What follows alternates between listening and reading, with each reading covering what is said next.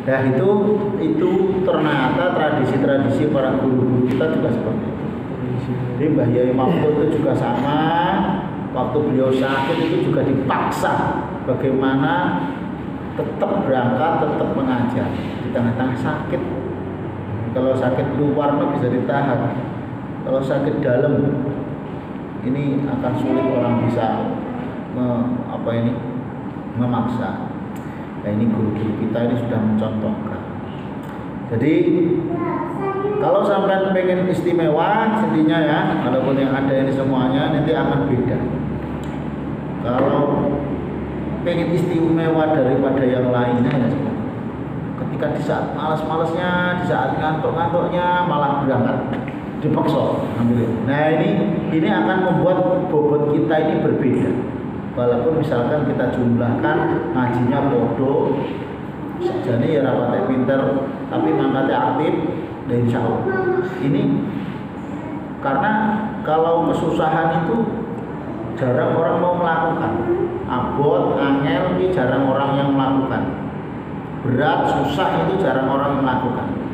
Sehingga nilai barokahnya, nilai manfaatnya ini cukup lebih berbobot. Ini dari segi sejarahnya. Jadi innamal ajru biqadri ta'ab. Sesungguhnya pahala itu, bonus itu, gaji atau ganjaran itu sesuai dengan kesusahan. Ya, kesusahan. Kalau orang pinter kan kalau berangkat kan mungkin susah, enggak susah. Atau orang yang sudah dasarnya orangnya sudah memang rajin, sudah biasa. Tapi pas orang yang malesan ini kok terus kemudian dipaksa untuk berangkat, ini akan lebih berbobot. Kenapa? Ya karena dia ini ada susahnya, ada susahnya. Nah, ini ilmu itu kuncinya itu kan, melawan sifat susahnya. Nah, kalau sudah melawan sifat susah nanti ada tiba-tiba muncul keajaiban. Tiba-tiba suatu saat mudah. Ketika sudah berkeluarga mudah. Kalau tidak di sini mungkin mudahnya nanti dzurriyyah-dzurriyyahnya, putra-putrinya atau bahkan cucu-cucunya ini nanti akan kena barokahnya kalau tidak pada kita. Baik semua, pinter ngaji semua, kadang-kadang ini yang harus kita cerminkan gitu. Jadi di saat malas-malasnya itu malah dipaksa. Harus baca waqiah malas, harus meloknya mulai itu paksa. Nah ini paksa kebaikan ini akan mudah sekali untuk membangkitkan jiwa-jiwa kebaikan kita. Jadi suwi-suwi itu level kebaikannya naik. Kenapa? Karena ketika malas, ketika berat, itu dia sudah dihancurkan berat-beratnya. Yang kecil-kecil sudah dihancurkan. Jadi jelasnya dia sudah tingkatnya itu cukup. Nah begitu juga wali ya gitu. Wali itu kalau sudah tingkatnya dulu seperti itu. Tingkatannya semakin dulu, itu dia itu malah tambah baik. Karena ya itu tadi sudah yang berat-berat itu sudah lewat. Nah gitu. Kita kan masih berat-berat yang ringan. Pokoknya jihad yang paling pas hari ini ya gitu, melawan kebodohan. Aktif ngaji, mengisi kemerdekaan dengan seperti itu. Ya. Saya sampaikan bismillahirrahmanirrahim, kita mulai. Qala ma'alif rahimahullah ta'ala wa nafa'ana bi bidarana amin. Bawa. Yo. Talim.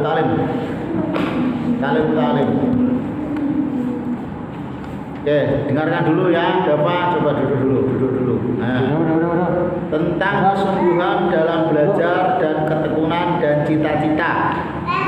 Ya. Tentang kesungguhan dalam belajar, ketekunan dan cita-cita. Ini ta'lim mengkonsep, mengajarkan. Dalam tulisan kitab kuningnya, ini kitab kuning sebenarnya, cuma diterjemahkan. Summa la budda minal jiddi wal muadzafah wal mulazamah li talabil ilmi wa ilaihi isyaratul Qur'an fil Qur'an walladzina jahadu fina lanahtadiyannahum subulana. Orang yang menuntut ilmu, ini terjemahan bebas dari saya, enggak sesuai dengan yang di sampai juga dibaca enggak apa-apa. Seorang menuntut ilmu juga wajib untuk bersungguh-sungguh dalam belajar. Wal muadzafah itu harus tekun, artinya continue istiqomah, sregep. Nah, mempeng itu ya muadzafah itu. Jiddi mempeng, tenanan, jiddi tenanan, bersungguh-sungguh, muadzafah itu mempeng. Nah, kiai-kiai Lirboyo semuanya tolong itu mesti yang pernah mendengarkan dahulunya para masyayikh itu ya mempeng itu muadzafah. Entah ini continue istiqomah terus menerus, termasuk yang saya jelaskan tadi. Nah, jadi maksud siji pun tetap tak ulang.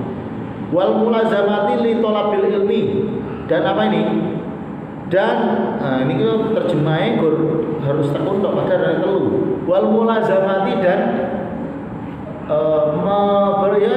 mulazamah terus menerus menetapi bagi thalabul ilmi wa ilaihi, dan di sana ada isyarah dalam Al-Qur'an walladzina jahadu fina lanahtadiyannahum subulana walladzina jahadu fina lanahdiyannahum subulana. Allah berfirman, orang-orang yang bersungguh-sungguh sing tenanan ngajine, sing sregep ngajine, sing sungguh-sungguh, jahadu ya jihad iso. Tapi maknanya tenanan, fina di jalanku. Nah, untuk mencari keridhoanku, fina ini maksudnya fina di jalan. Lanahtadiyannahum subulana, akan kutunjukkan, akan kuberikan petunjuk pada mereka itu jalan-jalan. Jadi tiba-tiba mak paham dewi, tiba-tiba jadi wong apik, tiba-tiba dijak kebaikan itu penak, sedekah penak, sholat penak, qobliyah ba'diyah penak. Ini muncul diri dengan sendirinya dalam hati. Kenapa? Ya itu tadi.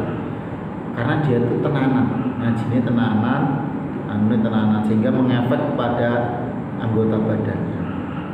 Pahit, memang ilmu itu pahit, tapi kalau pahitnya itu tetap kita paksa, yaitu innamal ajru biqadri ta'at. Balasan itu sesuai dengan kesusahannya. Nah, jadi semakin susah semakin bagus nanti dapatnya. Kalau tidak dengan kita, konsepnya ilmu itu kalau tidak dengan kita, nanti dengan anak-anak kita. Kalau tidak dengan anak kita, nanti konsepnya dengan putu-putu kita. Ustaz punya yakin, sementing tetap jaga api, tetap Islam, tetap di jalan Allah terus, ngajinya segap, insya Allah. Jadi tiba-tiba anaknya suaranya api, itu ngaji, terus mana? Jadi jangan kira nggak ada faedahnya. Padahal dulu ayahnya sulit ngajinya, nah, tapi ternyata anak-anaknya pinter ngaji kabeh, hafal Quran kabeh, itu ngerti kan? Dikatakan man talaba syai'an wajada wajad. Ya. Siapa? Ini artinya apa? Siapa dikatakan barang siapa bersungguh-sungguh mencari sesuatu tentu akan mendapatkannya. Man talaba syai'an wajad, dan dia ini sungguh-sungguh wajad, maka dia akan memperoleh, akan mencapai. Terus intinya sisi sungguh-sungguh. Usaha sekali-kali langsung tumbang, sampai nggak sungguh-sungguh menang, berarti nggak sungguh-sungguh wes leren. Kalau usaha semakin tumbang, bangkit lagi, tumbang bangkit lagi, tumbang bangkit lagi 3 kali. Insya Allah pengalamannya. Baik tumbang, evaluasi kenapa saya kok bisa tersyukur, rugi, insya Allah gitu. Nah nanti dievaluasi, oh saya salahnya gini, mungkin penjualannya pada orang yang tidak dipercaya. Oh berarti besok kalau saya lagi cari usaha yang partnernya itu yang dapat dipercaya, nggak gampang menggelapkan misalnya. Oh bangkit 2 kali, sudah aman-aman, jatuh lagi, evaluasi lagi. Nah, ini namanya ketika baca. Man qara'a al-baba walaja walad. Ini kata-kata yang indah. Man qara'a man qara'al baba wala jawalat. Siapa yang mengetuk-ngetuk pintu terus tapi dan dia ini memang maju walaja itu dan ingin masuk ke pintu itu, maka tentu dia akan bisa masuk. Hatinya itu tenanan pengen masuk. Kodok. Assalamualaikum. Nah, dia tetap diketuk. Berapa jam, berapa menit tetap diketuk.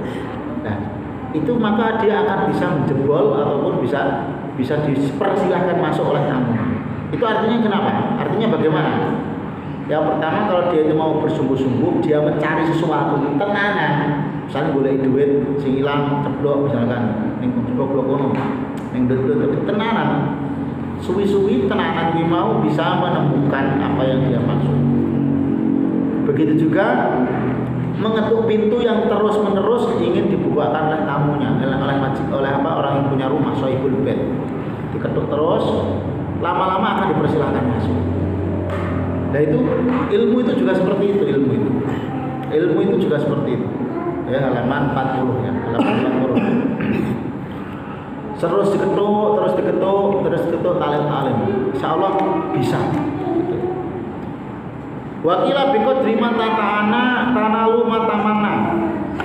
Dengan kadar sengsaramu dalam berusaha, kamu akan mendapatkan yang kamu dambakan. Bersusah-susah payah dulu mengejar cinta misalnya. Setelah mengejar susah payah ditolak berkali-kali, maka dia akan bertemu dengan jodohnya, misalkan seperti itu kan. Nah seperti itu. Jadi bolak-balik sudah disakiti dan kemudian akan bahagia kan, seperti itu. Wakila biqadri mata tanalu matamana. Bahasa Arabnya seperti itu. Dikatakan dengan kadar rasa kesengsaraan, maka kamu akan memperoleh kebahagiaan nantinya. Bila yahtaju fi ta'alumi wa tafaqu ila jiddi salah satu muta'alim wal ustad wal ab. Ya, dikatakan orang yang belajar itu butuh, baik belajar ilmu fikih, baik belajar ilmu apapun, itu butuh kepada seriusnya orang tiga. Seriusnya orang tiga ini apa? Satu yaitu muta'alim. Orang yang belajar seperti ini disyaratkan satu harus serius dalam menghasilkan ilmu itu. Maksudnya tenanan, pengen tenan iso. Satu. Yang kedua, seriusnya ustadz yang mengajar. Seriusnya ustadz. Yang ketiga, seriusnya ayah atau orang tua. Ya, kalau anak pengen pinter, pengen hebat, pertama anaknya ini harus kita kita ajarkan untuk serius ketika belajar. Anaknya pengen iso, guru ngajari tenanan, terus orang tuanya mencarikan biaya sungguh-sungguh dan tenanan. Ya, insya Allah bisa cepat anaknya itu bisa dalam memperoleh ilmu cepat. Tiga ini kata kitab Ta'lim Ta'alim. Ingkana fil ihya, ya. Ingkana fil ihya bila masih hidup ketika orang tuanya. Tadi syarat ketiga ini nggak pakai sih. Sebenarnya kalau kamu bisa kerja sendiri untuk biaya, ya. Tapi yang penting itu tadi seriusnya ustadz, seriusnya seorang belajar, seriusnya ayah atau orang tua. Nah, ini yang penting sekali untuk kita perhatikan dalam belajar untuk ilmu. Jadi untuk ilmu itu nggak bisa tiba-tiba pinter, nggak bisa kalau nggak ada keseriusan. Makanya dalam kitab Ta'lim ada bab sendiri yaitu apa? Kesungguhan dalam menuntut ilmu, halaman 40 itu. Nah, Ustaz Ansyadani Syekhul Imam Al-Ajal Ustaz Sadiduddin Asy-Syairaji Al-Syafi'i. Imam Syekh Al-Ajal Ustaz Sadiduddin Asy-Syairaji itu beliau madhabnya Syafi'i, ya. Pernah menembangkan syairnya Imam Syafi'i. Al-jiddu yudni kulla amrin syasi'in wal jiddu yaftahu kulla babin mulakin wa ahaqqu khalqillahi bil hammi imru'un dhu himmatin yubla bi 'aisyin tayyiqi. Gitu ya. Kesungguhan itu dapat mendekatkan sesuatu yang jauh. Ya, serius. Ya, misalkan Om Kus dengan Om Anton ini serius. Nah, dengan Misalkan siapa? Nah, bule-bule yang mana? Misalkan serius. Nah, itu akan mendekatkan yudhikul lamriin syasiin. Tapi sifatnya ini fat ilmu ya, tapi bisa dipraktekkan pada yang lain. Sepenting modalnya serius. Al-jiddu yudni kulla amrin syasiin. Ya, sesungguh-sungguh itu dapat mendekatkan apapun yang jauh, ya bisa mendekat, ya bisa mendekat. Wal jiddu yaftahu kulla babin muklakin. Serius juga dapat membukakan pintu, pintu setiap pintu yang terkunci, yang tertutup. Ya, bisa semuanya, bisa tiba-tiba terbuka. Yang penting tenang, yang penting tenang. Banyak contoh-contoh dalam kehidupan dunia misalnya, banyak sekali yang tenang. Ada yang pokoknya serius. Nah, ceritanya banyak, pengusaha juga banyak, peristiwanya Ibnu Hajar. Beliau itu sudah bersungguh-sungguh bertahun-tahun, ya bertahun-tahun itu sungguh-sungguh, tapi nggak iso-iso ngaji, nggak bisa-bisa belajar, nggak bisa dapat ilmu. Suatu ketika dia frustasi dan akhirnya boyong. Di tengah-tengah boyong namanya Ibnu Hajar. Ibnu itu anak, Hajar itu batu, anaknya batu. Jadi tadi tengah-tengah perjalanan dia berteduh di gua. Ya itu tadi ada air netes yang langsung netes ke batu. Satu tetes, tapi terus. Akhirnya lama-lama ternyata dilihat itu kok ada banyu netes aneh. Ternyata dilihatnya itu berlubang. Oh berarti ini sudah lama netesnya. Akhirnya dia terinspirasi. Oh iya, berarti sesuatu yang terus menerus diisi terus menerus, batu yang begitu besarnya itu dapat berlubang dengan tetesan air yang lembut sekecil air tetesan, tapi dilakukan tiap hari. Lama-lama akan hancur, akan tergerus. Jadi maksudnya apa? Kita hanya perlu istiqomah, continue saja. Seperti terus ngaji, insya Allah bisa. Terus. Begitu juga terus gitu aja, seperti nama terus gitu aja. Ya berusaha juga sama, terus. Nah ini ya. Wa aku khalqillahi bil hamim ruhun. Jadi apa ini? Sungguh sangat banyak cita-cita apa ini? Sungguh sangat banyak orang yang bercita-cita luhur bersedih, ya. Wa ahabu khalqillahi bil hamim ruhun.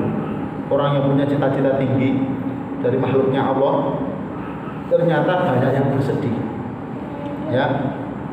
Dzu himmatin yubla bi'aisyin dhaiki. Ternyata orang-orang yang punya cita-cita luhur seperti kita ini, ya, ternyata diujinya itu bi'aisyin dhaikin, dengan pencarian yang sulit. Uang enggak patek duwe, ya. Ini kan wa aku khalqillahi bil hamim ru'un dzu himmatin yubla bi'aisyin dhaikin. Orang kok punya cita-cita yang luhur, cita-cita yang misalkan yang inspiratif, cita-cita yang baik, pasti itu dia akan diuji suatu ketidaknyamanan, kekurangan, mesti bi'aisyin dhaikin. Nah ini kata Imam Syafi'i seperti itu. Yubla bi'aisyin dhaikin dalam syairnya. Nah, ternyata dicoba kadang-kadang gak punya uang, tidak apa-apa, itu memang sudah dari bagian dari orang-orang yang punya cita-cita baik. Cita-cita baiknya apa? Pengen bisa ngaji, pengen mondok baik, menjadi orang baik, itu cita-cita luhur kan, baik. Nah ternyata itu diuji dengan kekurangan. Ini sudah satu klub, satu level. Tapi biasanya kekurangannya ini masih proses saja, ya, pas proses. Lalu sebarang proses, insya Allah penak. Nah maka nikmatilah prosesnya dulu, dinikmati prosesnya. Ojo pengen tadi wong penak. Imam Syafi'i dulu ya, Imam Syafi'i dulu itu sebelum beliau jadi orang mulia, dimuliakan, ya beliaunya itu, masya Allah hidup sengsara. Gak bisa beli kertas untuk nulis, padahal teman-temannya itu beli kitab bisa, tapi beliau gak bisa. akhirnya beliau itu nulisnya di baju-baju, di tangan. Tapi Allah berikan karunia Imam Syafi'i itu cepet apa? IQ-nya itu luar biasa. Jadi habis ditulis tangannya ini dihapus. Ketika sudah dihafal, ya sudah dihafal terus ini. Jadi kertasnya tangan sampai nggak bisa berpikir. Beliau itu yatim. Beliau itu yatim, nggak punya ayah. Imam Syafi'i itu. Nah, beliau nulisnya itu di baju-baju, bajunya ada dicuci, hilang lagi kalau sudah dihafal. Beliau seperti itu. Terus ada nemu di tembok-tembok di kotaan kamarnya itu tulis-tulis. Karena nggak punya apa-apa itu, nggak punya pena, nggak punya batu, isi nulisnya pakai itu, pakai tanah, pakai apa. Kalau balong, tahu balong apa itu? Tulang, tulis itu di tulang-tulang gitu. Jadi gurunya itu Imam Malik. Imam Malik itu ditanya nih, kamu ngaji malah main-main, nah, misalkan panggil. Tahunya kan main-main di tangan gini. Imam Syafi'i, loh, ngaji mana? Panggil, kamu saya terangkan kok main-main. Wahai Ustaz, sesungguh saya tidak main-main. Saya cuma ini menulis apa yang hadis yang kau sampaikan dalam kitabku, di tanganku, karena saya nggak mampu beliau. Dan saya sudah hafal, cepet beliau hafalannya. Jadi katakan beliau ini ya baca ini belum selesai, yang kelihatannya itu kiri ya, kan kiri, kitab kan dari mana? Dari kiri ya, kiri ke kanan. Nah ini ya, nah ini yang pertama kali kok dilihat ini, yang kiri, beliau langsung hafal, cepetnya luar biasa hafal. Jadi kalau beliau bukanya itu dari kanan ke kiri, nah, dari kanan, walaupun Al-Quran itu dari apa? Dari kanan. Kalau beliau bukanya dari kiri ke kanan, biar nggak kelihatan, biar kelihatannya itu langsung maplek di sini, yang pas nomor urutnya. Jadi biar kelihatannya ini langsung, biar hafal. Ini Imam Syafi'i itu seperti itu. Nah, terus wa minad dalili alal qada'i wa hukmihi kusallabi bi wa taibu aisil ahmaki. Ini ya. Dan dari barangkali sudah menjadi suratan takdir dan keputusannya Allah, ya kan, bahwa banyak orang cerdas tapi miskin, banyak orang yang kaya raya tapi bodoh, banyak orang bodoh tapi kaya raya. Wes, maksudnya bodoh kira ngerti agama, ra iso maca Al-Qur'an, ra patek salat, ya Islam tapi sugih, duwe mobil, duwe lemah nanti punya tanah dimanapun, punya usaha dimanapun, ya kerjaannya ya profesinya itu jabatannya tinggi, tapi dia bodoh. Itu sudah memang suratan takdir. Tapi hari-hari ini Allah itu agak sedikit berbelas kasih kepada orang-orang yang ulama, yang kiai, ya. Rezekinya dimudahkan walaupun tidak punya mobil, tapi hatinya itu senang, tapi duitnya ada terus. Nah, sekarang itu seperti itu. Alhamdulillah negara kita itu sudah enak, sudah seperti itu. Mbak Idris itu pernah orang terkaya nomor 1 sediri. Pernah ceritakan, saya pernah dengar itu seperti itu dulu kan. Mbak Idris itu bahkan kiai. Kalau ini kan mengatakan klubnya orang yang pinter biasanya, orang alim biasanya itu dia miskin, tapi klubnya orang yang bodoh kadang-kadang kalau kita lihat orang-orang yang nggak patek sholat, orang yang nggak bisa baca Al-Quran, orang-orang yang nggak tahu ngaji, tapi dia kaya, ya itu sudah nggak apa-apa, sudah suratan takdir itu, nggak usah ikut-ikut nggak apa-apa, sudah nggak apa-apa. Tapi ternyata sekarang alhamdulillah ya sudah agak sedikit beda. Artinya kalau kita nanti kok misalkan pinter ngaji kok nggak pakai duit, sedangkan orang-orang yang kerja terus, teman-teman kita nggak bisa ngaji tapi banyak duitnya, ya nggak apa-apa gitu. Karena itu kan nggak dibawa mati juga, ya kan? Dan itu pun nanti ada hisabnya, ya kan? Kita kan sambil cari uang tapi kan bisa ngaji. kemudian bisa menambah pahala. Kalau mereka cari-cari uang tok nggak ada pahalanya. Tapi sebenarnya ya alhamdulillah lah kita ada mendingnya sisi positifnya. Nah, tapi jangan terus nggak ngaji, nggak cari uang ataupun nggak bisa seperti itu. Tetap harus seimbang, harus seimbang. Tapi biar semuanya itu biar nggak tomah. Nggak tomah itu nggak mengharap-harap pemberian orang lain. Penting sekali. Mbah Yewar itu pernah berpesan kalau nanti besok sudah nggak ngaji, sudah bolong di rumah, punyalah usaha dikit-kecilan, punya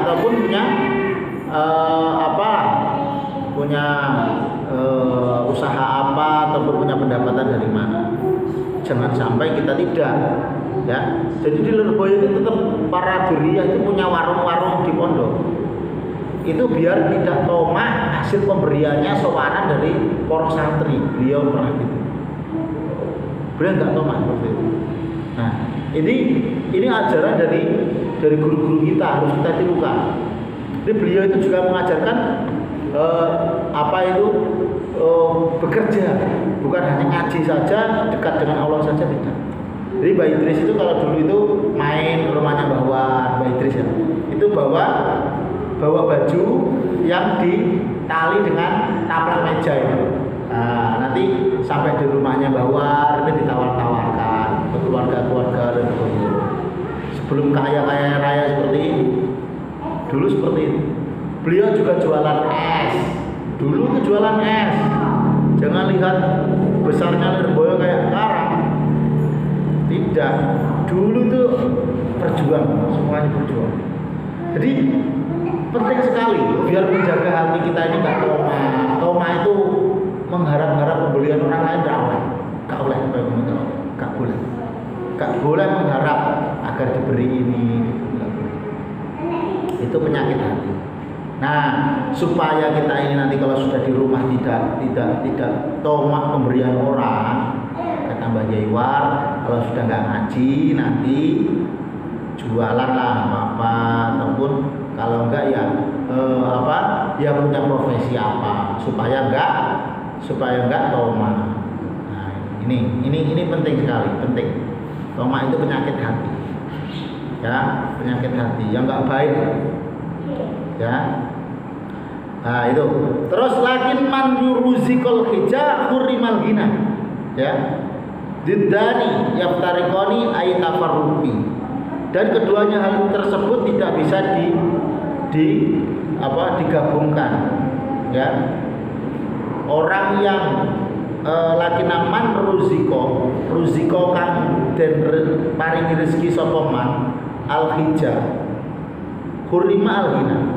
Orang yang diberikan anugerah akal, maka dia akan terhalang mata pencariannya kayak biasa saja. Didani, hal itu adalah dua sisi yang berlawanan silang. Nah ini ya, ini taklim yang mengajarkan seperti itu ya. Jadi Imam Nawawi dulu itu pernah dipanggil presiden, raja. Enggak mau.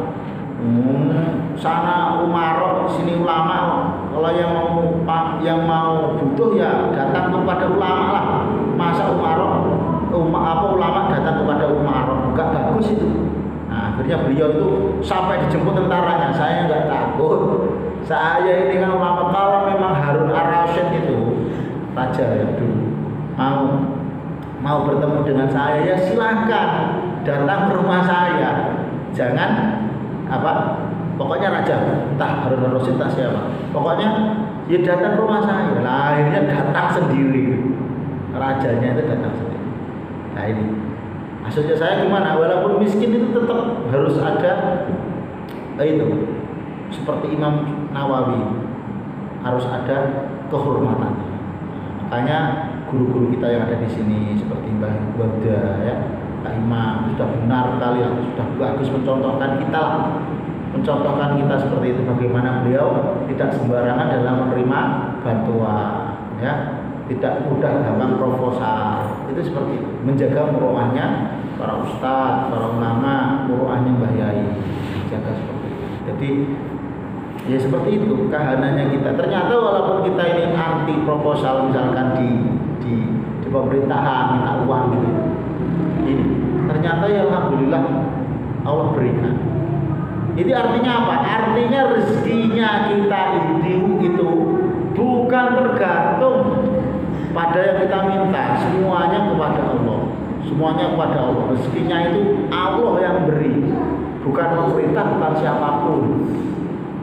Dari mana? Ya terserah Allah. Yang penting kita ini kan apa?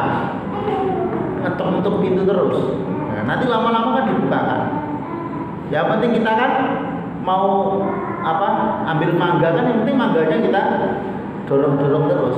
Siapa tahu kan lama-lama sendiri kan jatuh mangganya. Seperti itu. Seperti berdoa terus. Baca waqiahnya sergap, doanya sergap, sholawatnya sergap, istighfarnya sergap, insya Allah. Doakan orang tua lagi, insya Allah udah. Ya apapun rezeki itu bentuknya apapun. Nah konsepnya itu udah enak kali. Di dunia itu enak. Kalau kata Imam Ali, Sayyidina Ali, dunia itu sebenarnya apa sih? Kita tanya beliau gitu toh. Dunia itu sebenarnya apa sih? Ya, semua benda yang mahal di dunia ini yang dianggap mewah oleh manusia, sebenarnya itu adalah benda-benda yang hina, yang biasa saja. Contoh, ya, katakan ya bensin, misalkan larang, itu dari apa sih?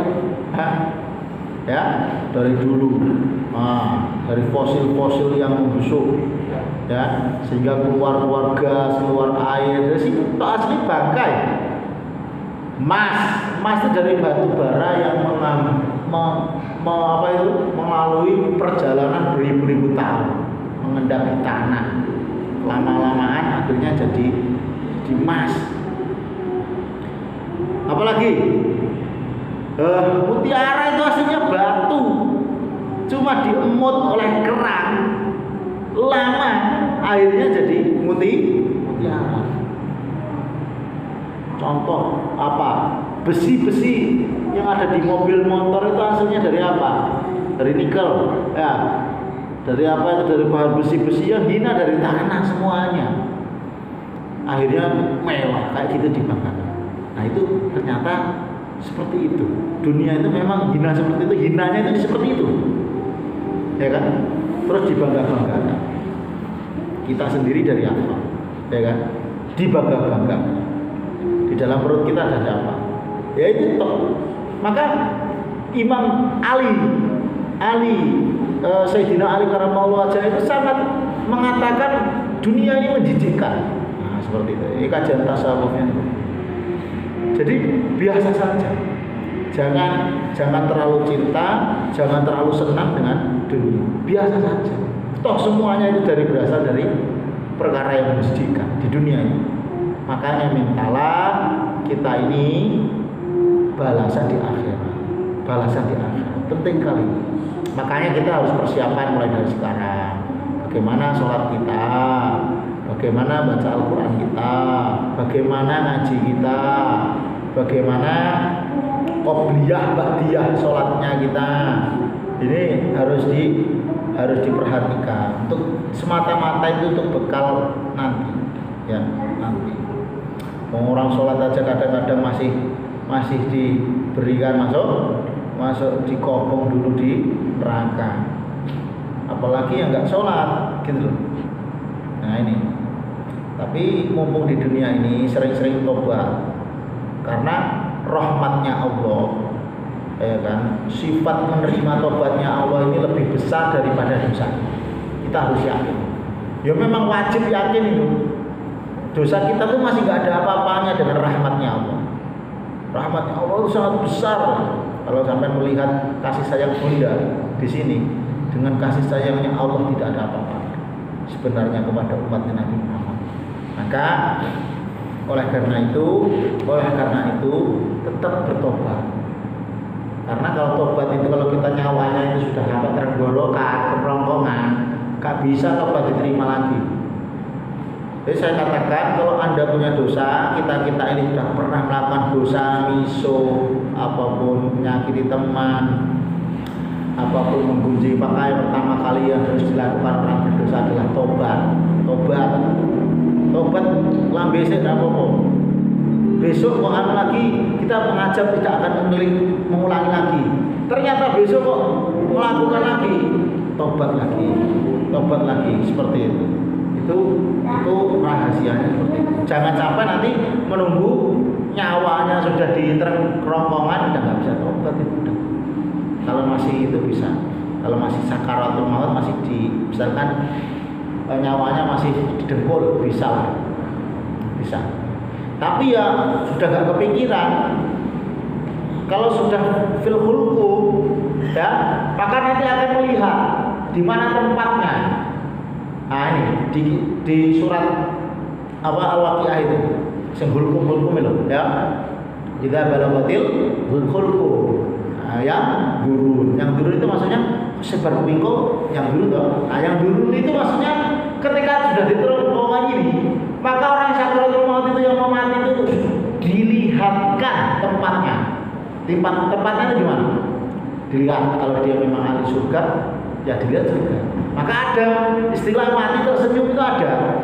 Kenapa? Karena dilihat itu sudah ketika roh itu sudah di sini, ya. Ya dilihat itu surga. Sehingga dia bahagia, matinya kelihatan tersenyum. Kemudian ada yang matinya itu nggak bisa menutup matanya, ya, melongo atau melolok matanya. Kenapa? Karena yang dilihat itu adalah tempatnya itu neraka. Ini naudzubillah. Nah maka ini untuk menghadapi seperti itu, maka sering-seringlah tiap hari ini bertobat. Tobat itu penting kali. Dan baca istighfar. Kadang-kadang kalau keingat apa dosanya. Astagfirullahaladzim. Kadang-kadang kita refleks dosa. Sulit. Makanya bagi orang-orang tasawuf itu dunia itu sebagai penjara. Kenapa? Apa-apa itu dosa semua. Kita menyakiti hati teman, menyakiti hati suami, menyakiti hati tetangga, semuanya itu semua itu termasuk dosa. Pergi keluar, ada orang, nah ini ketemu, kalau yang om ini ketemu wanita yang buka aurat, dilihat, nah ini juga dosa. Kalau masih pandangan pertama masih rezeki. Kalau yang kedua kali ditekuk lagi itu namanya sudah dosa, tidak oleh. Tetapi jadi solusinya bagaimana kalau kamu dapat rezeki ya pandang terus saja satu kali, jangan kedip-kedip. Kalau sudah kedip sudah nggak rezeki lagi. Gitu ya. Satu pertama selemas gitu kok ada langsung ini sudah gini sudah cukup, kamu ulang lagi dosa ya. Itu sebenarnya gitu. Lah itu mudah kali kita ini dosa di dunia ini. Makanya kata ulama-ulama itu dunia ini memang penjaranya orang-orang beriman, karena dia ini harus memaksa nafsunya untuk ibadah, untuk baca Al-Quran, untuk berbuat baik kepada sesama muslim, untuk dituntut semua itu kayak ada peraturannya, kayak kita hidup di negara ini. Nah, kalau orang nggak tahu kan biasa-biasa saja, dia cuma mengacu yang penting nggak kriminal. Nah itu toh. Lah untuk peraturan undang-undang di akhirat dia nggak tahu. Ya kita ini yang tahu ngaji seperti ini. Undang-undang di akhirat. Kalau orang-orang yang tidak ngaji, orang-orang yang di luar sana yang nggak tahu agama, ya dia cuma KTP-nya Islam saja, dia itu cuma tahu peraturan-peraturan negara saja. Mungkin kan yang penting nggak membunuh, nggak judi, yang sehingga dia ini ditangkap polisi. Itu bagi dia sudah hidup sebagai warga yang normal, warga yang baik sudah cukup. Kalau kita enggak, makanya sisi penjaranya di situ. Nah ini ya. Tapi lebih baik daripada menyendiri. Nah ini Om Roda ini. Om Roda ini. Nah daripada menyendiri, lebih baik interaksi sosial, ya. Kan ada kata uzlah itu menyepi dari kehidupan manusia biar nggak berdosa, ya. Daripada menyepi, mending kita bergaul, tapi gaul dengan baik. gitu. Daripada nanti menyepi, nah itu masih kalah satu tingkat dengan yang bergaul, tapi bergaul dengan cara yang baik, dengan orang-orang yang baik. Nah itu penting sekali, gitu ya. Daripada kita macam, nah itu loh kelompok-kelompok judi, itu kelompok-kelompok orang-orang yang nggak waras. Nah saya mau gitu, akhirnya menyendiri. Nah, itu kurang baik di satu sisi, tapi dia baik karena dia menyendiri. Tapi kurang baik sisi sosialisasinya. Lantas bagaimana orang yang bergaul dengan masyarakat, tapi dia itu menjaga norma-norma akhlak, juga berbuat baik kepada mereka, berinteraksi tapi juga berbuat baik, daripada orang yang aman lebih memilih sendiri. Podo api lebih baik yang mana? Ya lebih baik yang ini, karena ini berat.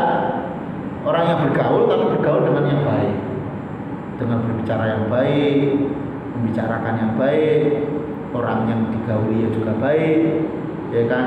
Dia kalau punya apa-apa sedekah, mengasih, itu lebih baik daripada kita menyendiri. Gitu loh. Konsepnya seperti itu. Jadi ya jangan sok lagi seperti kalau bahasa-bahasanya kan jangan sok gitu. Maka ya tidak apa-apa kalau ada misalkan di antara teman-teman kita misalkan seperti itu, tidak apa-apa. Itu juga baik juga kalau mungkin kan dia menjaga khumul, namanya khumul ataupun uslah. Ya tidak apa-apa itu. Tapi kalau orangnya baik, kalau nggak baik ya nggak tahu itu, nggak tahu gaul. Nah ini, karena gini loh, kalau kita bergaulnya dengan anak-anak pondok orang baik, itu lama-lama kita itu juga akan ketularan baik. Kita akan terinteraksi dengan baik, sholatnya ikut-ikut sholat, ya kan? Kemudian ikut-ikut ngaji, ikut-ikut baca Quran, ikut-ikut membantu guru. Nah itu bagus sekali. Daripada kita nggak berteman, kadang-kadang gitu. Tapi cari teman itu yang baik, wajib di sini juga mencari teman-teman. Jadi dikatakan lagi didendangkan lagu yang lain, tamanaita antumsi faqihan munadharon. Kamu ingin menjadi orang ahli fikih tapi kamu tidak mau sengsara, pengen pinter ngaji, gak gelem sengsara. Itu artinya kamu gila. Bigoin gunain wal jununu fununun. Jadi kamu tanpa sengsara pengen pinter, tanpa memaksa ingin ngaji pengen bisa. Ya, tanpa ingin punya sifat penyakitnya hilang dalam hati, tapi nggak mau menghilangkan. Ini namanya orang gila. Gila tapi itu bermacam-macam. Nah, gila itu orangnya sebenarnya waras. Cuma kelakuannya itu pengen baik tapi nggak mau melakukan hal baik. Pengen jadi ahli ibadah tapi nggak mau, sholatnya sunnahnya nggak mau dilakukan. Pengen jadi ahli Quran tapi nggak mau baca Al-Qurannya. Ini namanya wal jununu fununun. Orang gila itu bermacam-macam. Kadang orang yang waras secara pandangan masyarakat, tapi ternyata dia itu gila dalam pandangan hati. Nah, ini yang penting sekali. Nah, jangan sampai kita ini gila dalam pandangan hati. Yaitu tadi pengen kenyang ya makan, ya. Pengen kenyang ya makan. Nah, ini nggak boleh. Pengen bisa kok, pengen punya ilmu, pengen bergairah, punya ilmu tapi nggak mau belajar. Nah, contohnya. Nah, ini walaisa iktisabul mal duna masyaqah, dan seseorang tidak akan mungkin mendapatkan harta kecuali dengan susah payah, dengan kerja saja, dengan tanpa tahan penderitaan nggak mungkin. Tahammaluha,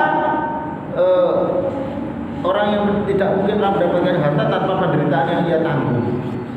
Fal ilmu kaifa yakun, lalu bagaimana dengan ilmu? Ya jelas kudu ngaji, kudu mangkat. Nah, tak mau nih wong sing mangkat ketika males-malese kuwi beda, regane beda bobote karo wong sing biasa-biasa ngaji terus tapi pas males gak dipaksa. Nah, ini beda. Terakhir, qala Abu Thayyib, sungguh naif orang-orang yang mampu berusaha tapi tidak mau berusaha secara optimal. Naif ya. Walam ara fi uyubin nas aiban. Saya tidak pernah melihat celah, ini bahasa makna yang tidak sesuai dengan ini ya. Makna saya, makna kita. Saya tidak pernah melihat orang yang sangat aibnya itu melebihi yang saya lihat ini. Apa itu? Nah, karena silqadirina ahla tamak. Ya kan? Orang yang biasa-biasa saja dalam bekerja, padahal dia mampu untuk optimal, untuk memaksimalkan. Maksudnya bekerja dalam ilmu, dia mampu lebih, tapi biasa-biasa saja. Dalam bekerja ini biasa-biasa, ngajinya biasa-biasa. Aslinya kalau dia tenanan tuh lebih bisa cepet pinter, tapi dia nyantai. Aduh, itu namanya rugi-ruginya orang. Ya seperti itu tadi ya. Oke guys, saya akan membahas khutbah.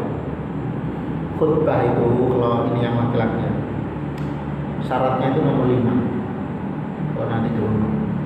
Syaratnya kalau santri itu mau dikongkon maju ose. Dikongkon iso ora iso maju ose. Nanti kalau di rumah itu misalkan karena kamu adalah orang tokoh yang nyantri sendiri dan kamu dipandang di desanya sampean, kalau kamu dia jadwal jangan takut. Nanti mau lama sampai kapanpun sampai nggak harus dikongkon. Ya, berani mencoba dulu. Satu, rukunnya khutbah itu baca alhamdulillah. Tok sih. Nah, akhirnya dilengkapi alhamdulillah. Alhamdulillah nahmaduhu wa nasta'inuhu ya terus. Sing keloro selawat.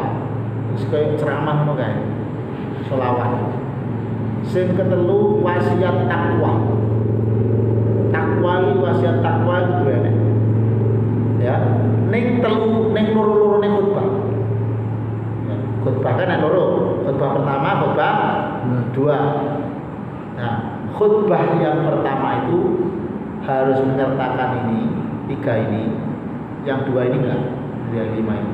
Yang 3 ini. Pokoknya dua-dua khutbah itu harus ada alhamdulillah, sholawat, terus yang terakhir adalah apa ini?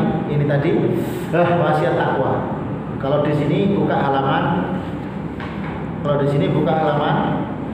ini biar tahu. Berarti nggak perlu panjang-panjang. Kenapa kok panjang-panjang gitu khutbah? Maksudnya nggak perlu khutbah panjang-panjang, nggak perlu. Beda dengan khutbah nikah loh. Khutbah nikah itu beda lagi nanti. Ya cukup saja ini. Halaman ini. Halaman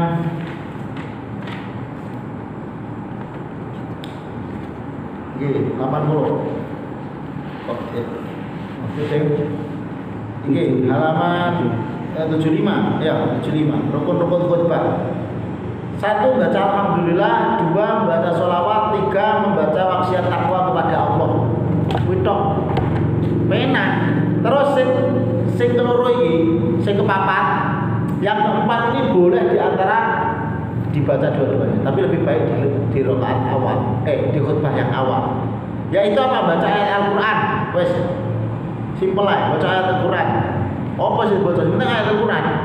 Yang kelima, mendoakan orang-orang muslim. Tapi doanya ini biasanya neng rakaat terakhir khutbah kedua, pada waktu khutbah 2. Allahumma fir lil muslimina wal muslimat wal mu'minina. Kan doakan kepada doa akhirat kepada orang muslim.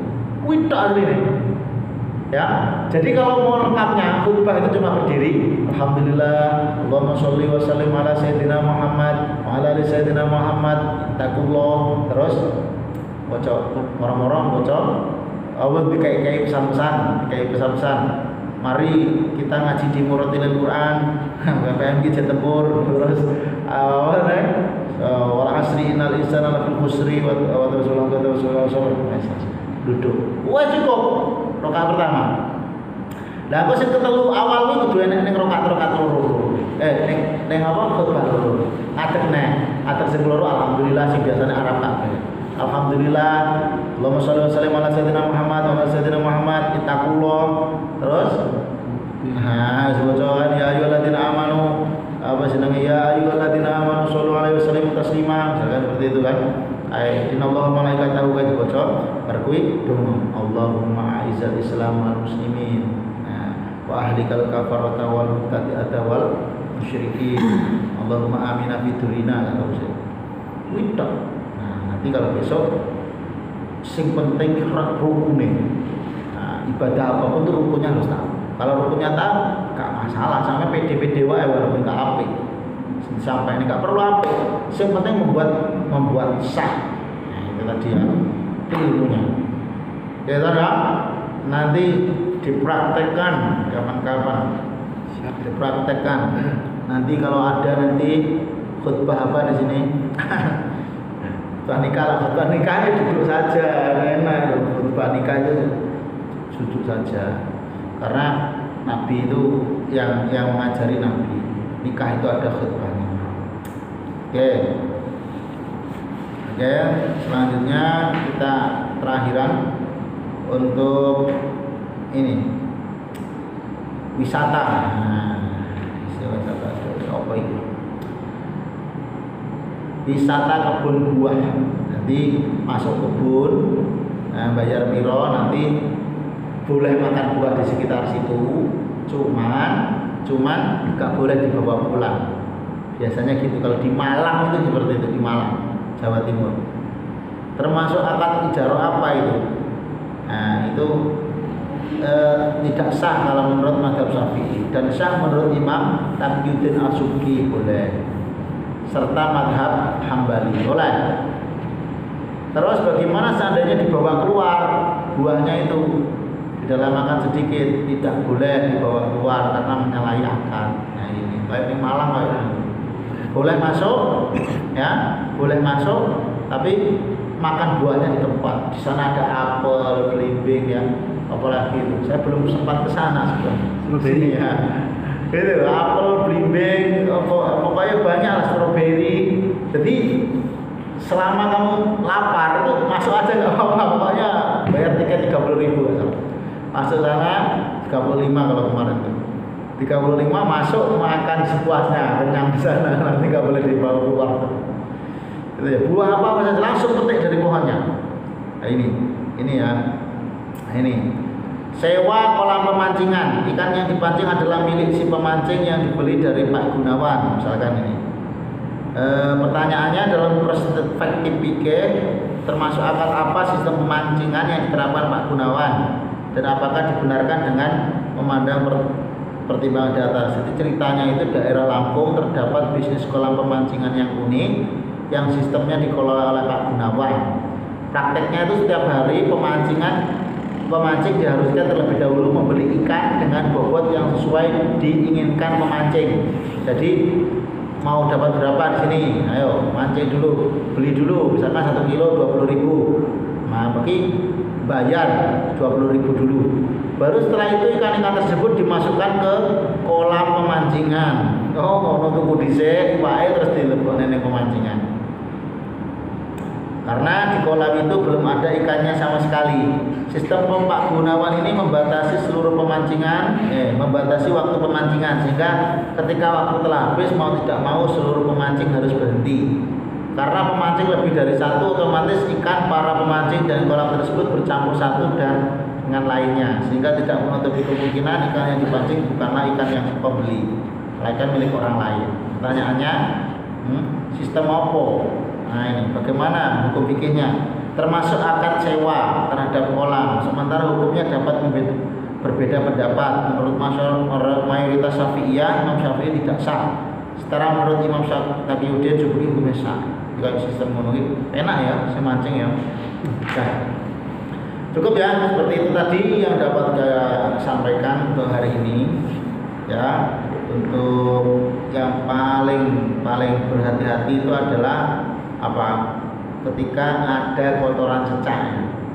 Kalau di Selayang itu Pak Imam sudah pernah mengatakan kalau di Selayang itu Pak Imam itu banyak kotoran cecaknya. Iya, iya kan mungkin aneh. Nah, jadi sehingga kata beliau maafu, tidak apa-apa maafu. Itu memang ada maafu. Tapi kalau di sini itu di luar itu banyak itu sebenarnya itu najis dari cecak banyak sebenarnya di luar itu. Ya, cecaknya itu kan berkotoran terus. Kalau berjalan itu hati-hati makanya. Kalau menurut saya instruksi saya saja hindari yang hitam-hitam itu kalau berjalan. jangan los gitu ya, terus hindari yang hitam-hitam biar gak menempel.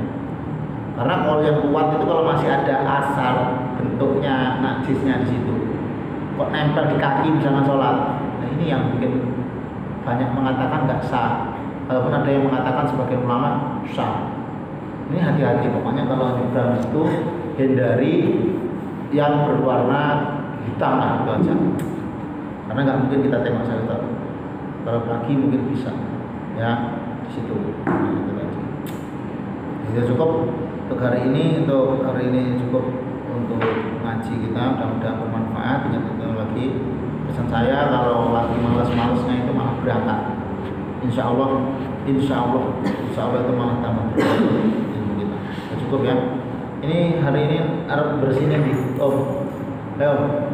Kalau saya dapat tugas dari Jumat. Beda lagi. Ya cukup dari saya. Assalamualaikum warahmatullahi wabarakatuh. Waalaikumsalam warahmatullahi wabarakatuh. Allahumma sholli sholatan kamilatan wa sallim salaman tamman ala sayyidina Muhammadin alladhi tanhalu bihil uradu wa tanfariju bihil kurabu wa tuqadda bihil hawaiju wa tunalu bihil raghaibu wa husna khatimi wa yustasqal ghamamu